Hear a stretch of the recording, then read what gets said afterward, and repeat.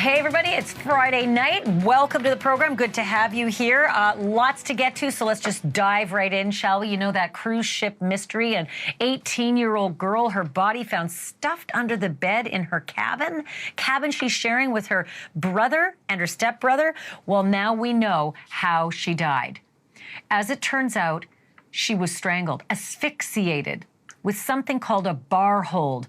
When you take an arm and you put it up against someone's neck and you choke people to death, it's a bar hold, and that is what we're learning from sources was the cause of death. Her mother is going to join me on this program tonight. She was barred from attending her daughter's funeral, but went in disguise anyway. She's going to talk to us a little bit about what she knows regarding this incredible mystery and this suspect, the 16-year-old stepbrother who was sharing the cabin. We've got new information as well about the suspect and apparently psychiatric care that he's undergoing. Also, more information coming out about Ashlee Buzzard. Of course, Ashlee Buzzard being the mother of that 9-year-old girl named Melodee in Lompoc, California, who's been missing now for 43 days. Where is this little girl? Because all the while, her mom doesn't seem to care, doesn't seem to want to help anyone find her. And now, exclusively, we have information showing she might be trying to move. She's now free from that GPS ankle monitor. And we've now seen her packing up boxes and appliances into a U-Haul and driving off. We'll take you to Lompoc, show you more of this video. Again, just so disturbing. The little girl's missing, and what is mom doing? Loading up the appliances and moving boxes out of the house. Okay, but there is the catch to that, where she is tonight. We're going to tell you that. And then I can't even believe it's been 45 years. But were you among those 45 years ago tonight who popped a popcorn and sat in front of your television set to find out who shot JR? It was the biggest thing, not just on CBS, it was the biggest thing on television of all time. A cliffhanger of all cliffhangers, not just across the US, all across the world. Tens of millions of people here in the US, hundreds of millions of people across the globe tuned in tonight, 45 years ago, to find out the answer to a cliffhanger that had begun 8 months beforehand. That's how CBS left you guys, if you remember. It was March, and JR was shot in his office. And you had to go all through the summer and all through the fall to wait for the show to start up again. And this was the night it happened. But the biggest question is, don't go Googling. Don't do it. Who was it? The question was bigger than the answer. There were presidents who even talked about who shot J.R. Ewing. I'm going to walk you all through the zeitgeist, the craziness, the mayhem that was the summer of who shot J.R., and then, of course, the anniversary tonight. Let's start here, though, because it was 2 weeks ago today that a high school senior from Titusville, Florida, Anna Kepner, was found dead in a cruise ship cabin that she was sharing with 2 younger siblings, and that cruise ship was bound for Miami. And finally, tonight, we know how she died. Since her body was discovered under her bed in the cabin, we've been untangling the mystery of how she got there and who did it. And by the way, untangling that is no small feat because it happened in international waters, and it's being probed by the FBI. But we've also learned a lot about Anna's life and her family, which was complicated, to say the least. Tonight, I have a live interview you won't see anywhere else. Anna's biological mother will be joining me in just a moment. But first, the breaking news, the cause of Anna Kepner's death. Sources close to the investigation tell us that Anna was asphyxiated, which could mean a lot of things, from suffocation to drowning. But ABC News says that Anna was choked. She was choked to death by an arm across her neck, something called a bar chokehold. ABC also says there were 2 bruises on the side of Anna's neck, but no signs of sexual assault, no signs of drugs, no signs of alcohol in her system. But there is still no official word from the medical examiner or from the FBI. We do know, however, from family court filings that Anna's 16-year-old stepbrother, with whom she was sharing that cabin aboard the Carnival cruise ship, along with her biological brother, that stepbrother is a suspect. We can't and we wouldn't report his name because of his age, 16. But his mother, Anna Kepner, has revealed much more than police have. Now, it's a bit tricky to follow, but Chantal, the suspect's mom, is married to Anna's father. And Anna's father has been married twice before. And on that stepmom's side of the blended family, Chantal Kepner herself had a previous husband. She divorced him back in 2023, but they are not good. No, she and the ex-husband are fighting over custody of the 16-year-old suspect, but also a 9-year-old child. And in family court yesterday, Chantal's attorney, again, this is Anna's stepmother's attorney, said that the 16-year-old boy, the suspect, was hospitalized as soon as that cruise ship came into dock. Reasons undisclosed. But he is now said to be living with one of his mother's relatives. That mother, Chantal, also told the court that the suspect, her son, has a psychiatrist's appointment early next month, but did not elaborate on that. And that is not the only bombshell to come out of the hearing. I mentioned that Anna shared a 3-bed cabin with her suspect, with the suspect, that is her 16-year-old stepbrother and her 14-year-old biological brother. Yesterday, the attorney for Chantal's ex-husband, who's the suspect's dad, he accused that mother of letting the teen get away with way too much on board. The 16-year-old was allowed to drink. The teenagers were given their own room in which to stay. Just a lot of circumstances that showed that the mother in this case was not exercising appropriate supervision over this child. For the record, Anna's stepmother, Chantal, her attorney is disputing that. And joining me now to bring a little more clarity to all of this, I hope, is reporter Bridget Matter of WPLG TV in Miami. Bridget, this is really a confusing family dynamic, but tell me a little bit more about what we know regarding the cause of death of Anna Kepner. Hi, Ashlee. Yeah, it's very complicated, as you mentioned, this blended family. I do want to address something, though, that was mentioned in that hearing today about the drinking on board. Carnival, I looked it up. They have a policy.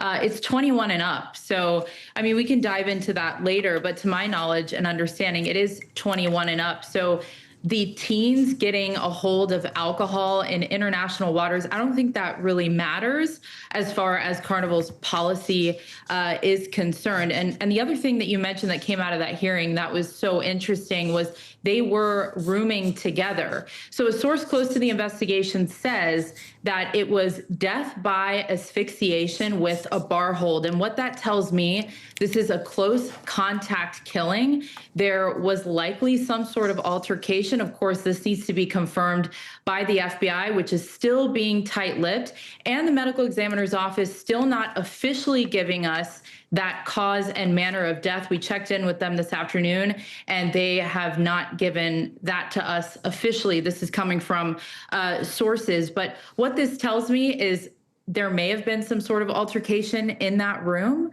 and it takes at least 30 seconds of constant pressure on the neck for someone to die from asphyxiation with a bar hold. Wow, I mean, that is really in-depth, that information, which, by the way, it's tricky to get this information. I mentioned this as I was leading up to you, that this is an FBI investigation because it's on international waters. So the FBI is traditionally just so incredibly tight-lipped. But there are other people talking, and I don't know if you know anything about this sort of tack, but the 14-year-old biological brother was reportedly talking to other people, particularly at the celebration of life yesterday. And some reporters have suggested he was talking to the ex-boyfriend of Anna Kepner and releasing all sorts of information about what he knew. And one of the details that we have not been able to track down, but I think the Daily Mail was running with, was that the 14-year-old biological brother could hear a lot of noise and fighting inside the room and was trying to get in the room, but was being barred by the 16-year-old stepbrother. Have you seen or heard anything in that vein of the investigation? So I have seen some things online from an ex-boyfriend who mentioned a past FaceTime call where this stepbrother had jumped on her. And I think I mentioned this when I was talking to you the other night. These cruise ships, they're so heavily surveilled. So there's surveillance cameras in the hallways, there's in the dining rooms, in the elevators. They're able to track every move that you're making. And I believe, at least on some ships, and I haven't confirmed it with Carnival, but the key cards are going to tell investigators a lot as far as what times they were going in and out of their room, because you have to swipe those cards to get into your room. And that's kind of, your way around the ship. As far as a sibling trying to get in after hearing an altercation inside, I have not independently confirmed that. Lots of chatter online about the relationship between Anna and her stepbrother and possible concerns that she had about him leading up to this. Yeah, that dad of Anna's ex-boyfriend said there was a severe obsession and that Anna had complained to her ex-boyfriend that her stepbrother was obsessed with her and that he wanted to date her despite the fact they had a family dynamic together. They were step-siblings. Again, this is all hard information to track down given the fact it's an FBI investigation. So this is sort of witnesses, those who gathered at the celebration of life, and of course this ex-boyfriend and his father speaking to reporters. Talk to me a little bit about this return of the ship to port. We learned that Anna's stepmother's report to the custodial hearing was that her son was immediately hospitalized upon the ship docking. Do you know anything more about that? What kind of hospitalization, where he went, who was he with? Was he ever in custody? I'm not sure if he was ever in custody, but what that tells me, and it's just speculation, of course, this is not confirmed information, this could have been a Baker Act. And here in the state of Florida, if somebody is threatening harm to themselves or someone else, the state can step in and they can put somebody on, I believe, a 72-hour hold where they're being monitored. I'm not saying that's what happened, but I'm saying that's a possibility here. If he was hospitalized once this ship came in, and that will come out later on if that is the case. Yeah, and I have heard this new reporting also that he's staying, the 16-year-old suspect. I call him a suspect not because police do. I call him a suspect because mom said so. His own mother said in custodial hearings that the FBI informed her that her child is being investigated and could be a suspect in this particular case. But the fact that this child is now staying with a third party, I'm trying to make hay of that as well, because I know that much of the fighting between this stepmother, the mother of the 16-year-old suspect, and her ex-husband has been over their 9-year-old child. And I'm not exactly sure if they're fighting for custody over the 16-year-old as well, given the fact the 16-year-old is staying with some third party. Do you know anything about where he's staying, who this third party is? It appears he's staying with a family member of the mother. And I think in that hearing, what his biological father is alleging, and his legal team, is that she was allowing, the teenagers to stay in their own room, to drink and everything like that, and that she wasn't necessarily keeping them safe. And it seems like they have had contention in the past. If you look at the court docket, even before all of this happened, there was some back and forth between the parents. As far as, we have the same questions too. When are the charges coming? If he is going to be charged, what will the charges be? FBI still being really tight-lipped. Carnival really giving out the same statement that they've been giving out for the last 12, 13 days. We're really left in the dark here. And to me, it's because this is a 16-year-old. The rules might be a little bit different because he is a minor. I would imagine that he will be charged as an adult given the circumstances if, he is charged with murder. But we'll have to wait and see. And FBI is really not giving out much. No, and they really typically aren't very helpful when they do their investigations, not to people like us anyway, to reporters. It's always frustrating. I think you would be so much further ahead in getting details if it were Miami PD. You're really well connected there. Bridget Matter, thank you so much. Really appreciate you joining me tonight. I do appreciate the digging that you've done. Thank you for having me. Bridget Matter joining us from WPLG TV. And joining me now live is Anna's birth mom, Heather Wright. She's standing by on the phone tonight. Heather, can you hear me okay? Yeah, I can hear you. Heather, I'm so sorry that we're talking under these. I can, yeah, and I'm so sorry that we're talking under these circumstances. I wanted to ask you what you can tell me about the cruise ship coming back into dock, and we were aware that your daughter was offloaded in a gurney from that cruise ship, and that investigators were aware right away. But as I understand it, you weren't told that your daughter was dead. No, my ex-husband did not try to contact me at all whatsoever to let me know that my daughter died. I found out because I live in Oklahoma, and my youngest son goes to school with a good friend of mine's nephew, and he told her nephew that his sister was murdered on a cruise ship. So I got a text message saying, "Hey, is Anna on a cruise? And you need to find out right away and call me." And I was like, "Do what?" So I called Anna's cell phone. She didn't answer. So then I got a hold of her on TikTok. Well, tried to get a hold of her on TikTok. She still didn't answer. So I started questioning, why is she asking me about that? So I got on my ex-husband's Facebook, where there was nothing on there. So I got on to Cabby, his second wife's Facebook, as the woman that raised my daughter. And there I seen a picture of her car with flowers on it, and Cabby saying they were going to leave it at the high school for a short time as a memorial for Anna. And so that's when I Googled 18-year-old dies on cruise ship is what I put in the search bar. And that's when my daughter's face popped up all over Google. I cannot even imagine. Yeah, I just, honest to God, I cannot even imagine finding out about your daughter's death by Googling and not getting a call. And to make matters worse, there was a celebration of life. I'm not sure if it was a full-fledged funeral, but there was some kind of memorial held yesterday. And I'm told that you were banned, that your ex-husband banned you from going. Can you walk me through what happened and what the circumstances were?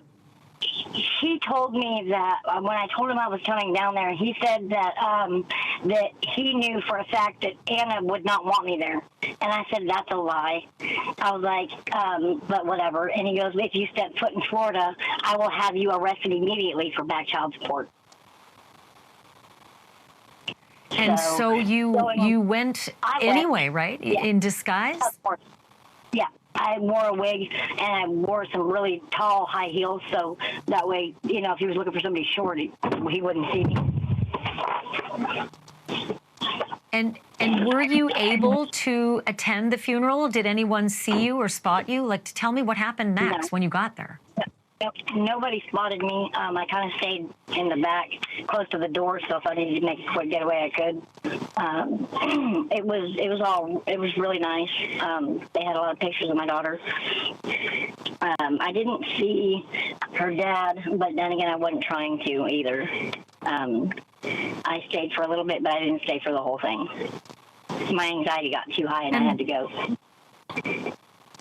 And what? Tell me a little bit about the funeral. What was said about Anna at the funeral? They just talked about how she was a great kid, and she did really well in school. She wanted to join the military. She had her boating license before she was able to get her driver's license.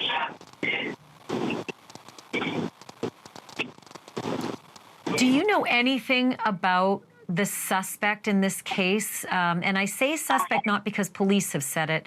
It's the 16-year-old stepbrother. Do you know anything about the stepbrother and the dynamic between Anna and him? No, because I didn't even know that Tabitha and Christopher had gotten a divorce. I didn't even know he remarried. like I said, Christopher and I do not talk whatsoever. And he made it extremely difficult for me to even have a relationship with my daughter.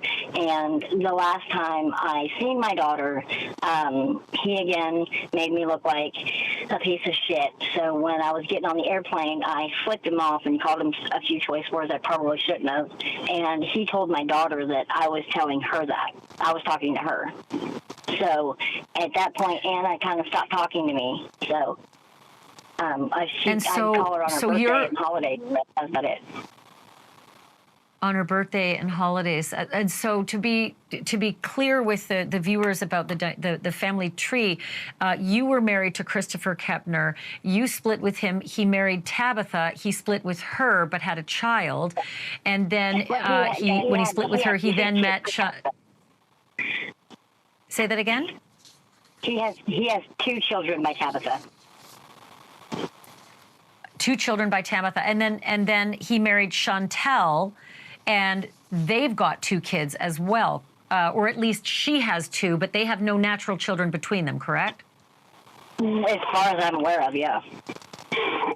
She's got the 16-year-old boy who's considered the suspect in her custody papers and a 9-year-old minor child over whom she's fighting with her ex-husband. But you don't know anything about the dynamic regarding this 16-year-old boy. You weren't even aware that she had this 16-year-old stepbrother? No, I wasn't. I did find out the other day that I was actually, that my sister was the one that sent me the message that the ex-boyfriend's mother sent her, and I'm the one that put it in the media that she, even though she didn't want it, I thought it needed to be seen about him sneaking into my daughter's room. Has anyone from the FBI or from the local police, has anyone called you at all to try to get any information or at least inform you of what's going on with the investigation into your daughter's death? Not that I'm aware of. And will they take your calls? I called the number once, and I haven't gotten a call back. And you and your ex-husband, Anna's father, are not even speaking over the death of the daughter that you share together. Is that correct? No. Yeah. It's just heartbreaking. You know, Heather, I'm so sorry that you're going through this, and I really hope that there's some resolution soon and that you're at least given some closure or some information on what's happened in this terrible, terrible tragedy. Thank you for talking to us tonight. You're welcome. Thank you. Heather Wright joining us tonight. She is Anna Kepner's mother, and it's bewildering. She's just in the dark completely about what's happened to her beautiful 18-year-old daughter. Still to come on this program tonight, the mysterious death of a swimwear designer on a party boat in the Hamptons. We reported back in August that police suspected Martha Nolan overdosed, either by accident or with help. But after 2 separate autopsies, it now appears drugs aren't the culprit. So what or who is?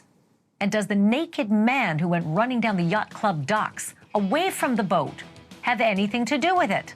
A full update next. And also, take a look at Drop Dead Serious. QR code is on your screen. It's my podcast, a deep dive into all of the day's stories, but also some stories you have not heard. Check it out, Drop Dead Serious. We're back in a moment.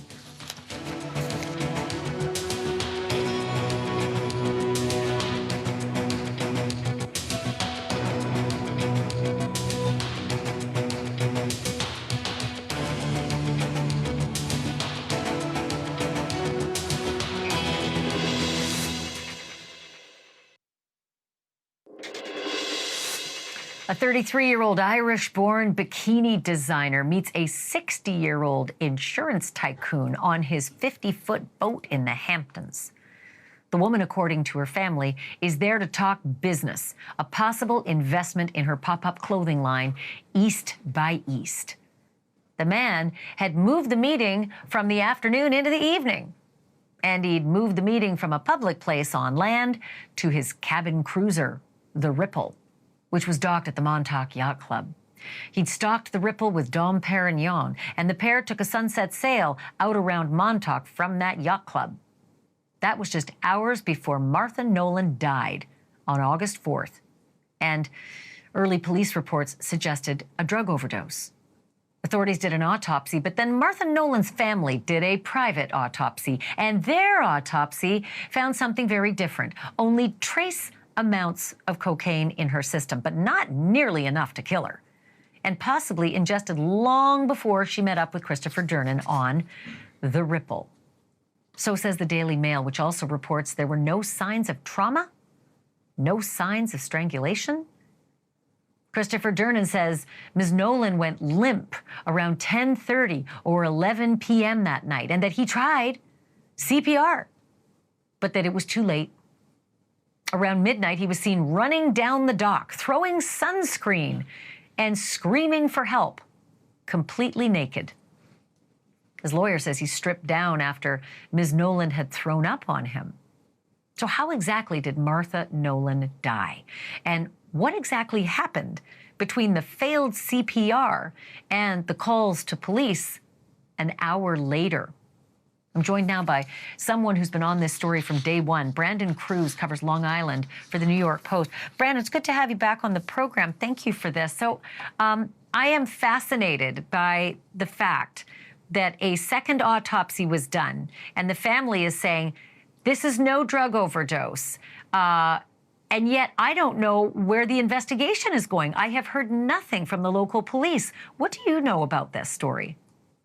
Yeah, well, first of all, thank you again for, having me back on. Very grateful to be here. But yeah, we really don't have a lot of answers. And to be completely honest with you, we don't even have the first autopsy released. The police haven't, in the last 3 months, released any new information regarding the case. We haven't seen toxicology reports, medical examiner records, anything. And I actually foiled for them. I put in a Freedom of Information Law request for those documents that should be public by now, but the county actually denied them and we weren't able to see them. And then we saw the Daily Mail story come out today that apparently they obtained the second autopsy from the family through a source, or so they claimed. And so, yeah, so it just left more questions than answers now. Because like I said, we still don't have any official information from the police. They said they suspected it to be a drug overdose and we're looking at, drug dealers and investigating that angle. But that was never fully confirmed and fully finalized through any of the autopsy or toxicology reports or anything. That just makes no sense, especially since they refused the Freedom of Information request. Like normally, it just seems like they would have given that, given the fact that there's already an autopsy proving that there's no, serious cocaine issue or any kind of overdose issue. But I'm also really curious about the 1 hour gap between, Mr. Dernan saying she lost consciousness around 10:30 or 11 o'clock at night, but the police aren't notified until midnight. And it's not him that notifies the police. It's other yacht owners. What do we know about that? Not much, honestly. It's crazy. We really don't know too much. It's really just more of a one side saying something and then the other side saying another. So we know for a fact that he wasn't the one who called the police, and we know for a fact that he was running around and, got other people's attention by yelling and throwing the sunscreen at the other boats. Not sure why he didn't have a phone on him or wasn't able to call 911 himself or what the deal was with that. I have no idea. We've been trying to figure that out, but with the lack of information coming out from the officials and the police department, it makes it kind of difficult, and nobody will really talk. His side doesn't really want to talk to us or comment or much. We tried contacting his attorney as well, or excuse me, her family's attorney as well. And, that phone call was a little awkward. We called today and, tried to confirm the validity of those reports from the Daily Mail and what they were saying about the family's autopsy reports. But I ended up just getting put on hold, and then the call disconnected a few minutes later, and he didn't return my calls or messages for the rest of the day. It seems the family wants to stand back and let the police do their work, but here we are months later, and it just seems like everything's stalled. I am so curious about this, and I've only got a couple seconds left. He's running naked down the dock, and his excuse is, she threw up on me. That's why stripped down naked. Do you have any idea if they can corroborate that with evidence? Like, does he have his clothing completely, soiled with vomit that would easily and forensically be able to be traced? Do we know if they've got that evidence or if that actually lines up with the facts? Not sure. Like I said, the police have not released anything. We don't know what kind of evidence they've collected. We don't know what they've gotten from the boat. We do know that her body was found near a white powdery substance on the floor. We don't know what that powdery substance is. And then the family's autopsy, according to the Daily Mail report, only found trace amounts of cocaine in her system. So, leaves a lot more questions than answers. Yeah. And there's that picture that you're mentioning. That could also be staged. I'm always looking at the possibilities. But certainly if all that powder's on the seat and not in her body, the facts tell the story. Dead men do tell tales. I can't thank you enough for being on, Brandon. I appreciate it. And keep us posted on this. Brandon Cruz, he'll be back, without question, reporter for the New York Post. Thank you. All right, coming up. I should also let you know that coming up on Monday, we're going to have the attorney representing Martha Nolan's family. That's Arthur Idella. He's a friend of the show. He's going to join me live for an interview and hopefully update us on some more information about this case. So be sure to check us out right here, NewsNation, Monday, 10 p.m. Eastern. You know where to find us. Coming up next, though, on this program, the mother of a missing 9-year-old girl in California is up to her old ways again and once again turning heads in the neighborhood. Ashlee Buzzard wasted no time after being freed from her ankle monitor to start packing up and moving out. At least that's what it looked like. And still no word on where her missing daughter Melodee is.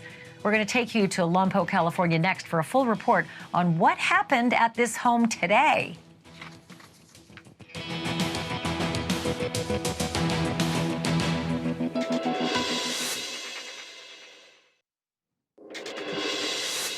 Well, we know Ashlee Buzzard likes to travel. And now that she's free of that ankle monitor that she had to wear because of that false imprisonment charge last week, she's free to move about the country. But you would imagine that she'd stay put in her home, given her 9-year-old daughter, Melodee Buzzard, is missing, right? Maybe not. Because tonight we have new and exclusive video. You're looking at it. This is Ashlee loading up moving boxes and appliances into a U-Haul truck and then driving away from the family's home in Lompoc, California. She's still got her little boots and her purse slung on her arm, her wig in a ponytail. Her daughter Melodee hasn't been seen in 43 days now, and she's the reason that Ashlee's every move is now being watched, and not just by us. Our source tells us that as soon as Ashlee left in that U-Haul truck today, wearing her signature wig and booties, the detectives and or federal agents, quote, flipped a U-turn and tailed her. We don't know where she went in that U-Haul, but we do know she returned home. That happened later. She was in an Uber. And it goes without saying that we're going to keep watching. But before we go to break, I want to give you a quick update on another big story out of California. The rented home in the Hollywood Hills that David, the singer, had been living in. Apparently, it's back on the market. It is the home where his Tesla had been parked nearby before being towed off to an impound lot with a dead body inside. Celeste Rivas Hernandez, his underage girlfriend, was that dead body. It's also the home where that underage girlfriend may have died before being hidden in the front trunk of that Tesla, because that's where she was found months later when the smell of decomposition alerted the neighbors and alerted the impound lot employees. The singer, who spells his name with a number 4, has been rising in the charts, but he moved out of that home lickety-split right after the LAPD raided it. But now it's reportedly getting prepped to go back on the market for $20,000 a month. The New York Post reports the 4-bedroom, 4-bathroom mansion can now be yours, all with a fresh coat of green paint on its trim. This is what the private investigator named Steve Fisher told us that he saw inside that mansion right after the raid. There were some things in there that were hard to think about, because these would be items that would be used if you wanted to get rid of a body. And there's really no other purpose for them at a house like this or anything. And they're expensive items. And so they weren't jokes, and but they weren't used. I'll tell you that they were still in the box. One can only assume that the LAPD got everything they needed out of that house and that it is no longer a crime scene, if it ever was one. Coming up next, they sure don't make TV shows like this one anymore. Behold, J.R. Ewing, right after being shot in the cliffhanger episode of the primetime soap opera Dallas. It was truly the shot heard round the world. The year was 1980, 45 years ago, and millions of fans all around the globe would debate and haggle and guess for 8 months until they found out who it was that pulled the trigger. Who shot JR as the granddaddy of crime TV? And that question captivated an entire generation. If you were huddled around a TV like I was 45 years ago, tonight you are part of a generation that solved this one together. But I ask you, do you even remember who the shooter was? I'm going to take you back in our True Crime Rewind. It is next.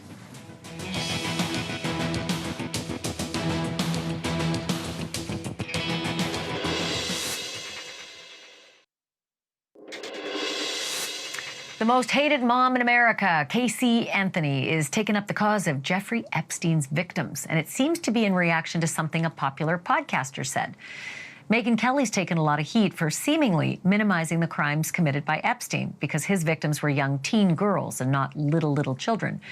And now Casey is writing on her Substack, and I quote, "What happened to them should never be justified. These were children, teenagers, and now they're grown women still telling their stories. They are still fighting for justice." To anyone, especially Megyn Kelly, who have the audacity to justify even one moment of these crimes, you should be ashamed. And while Casey might be the last person you'd expect to advocate against harming a child, we should point out that she was acquitted of murdering her 3-year-old daughter back in 2008 in a case that, of course, made headlines around the world. Thank you for watching, everyone. It's been good to have you with me this week, especially this week. Be sure to check out my podcast, and I'll see you Monday.